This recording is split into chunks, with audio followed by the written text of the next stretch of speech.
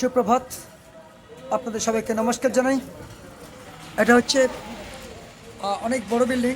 এটা হচ্ছে চটি চাওয়ানি, এক উল্লেখযোগ্য মন্দির। লেখা দেখতে পাচ্ছেন বাল্মীকি রামায়ণ ভবন, অর্থাৎ এই জায়গায় বসে বাল্মীকি রামায়ণ রচনা করেছিলেন। এই মুহূর্তে বন্ধ আছে, হয়তো একটু পরে খুলবে। যাই হোক, একটা রামায়ণের একটা উল্লেখযোগ্য স্থান থেকে আপনাদের সবাইকে আমি স্বাগতম জানাই। এই সেই বাল্মীকি ভবন। এখানেই মহর্ষি বাল্মীকি, যিনি সংস্কৃতে রামায়ণ রচনা করেছিলেন, এই জায়গায় বসে তিনি রামায়ণ রচনা করেছিলেন এবং সীতামায়াকে এই জায়গায় তিনি আশ্রয় দিয়েছিলেন। লবকুশে ছিলেন। এই সেই বিখ্যাত জায়গা অযোধ্যার মধ্যে অবস্থিত। অযোধ্যার যে রাজপ্রাসাদ থেকে একটু দূরে এই বাল্মীকি রামায়ণ ভবন।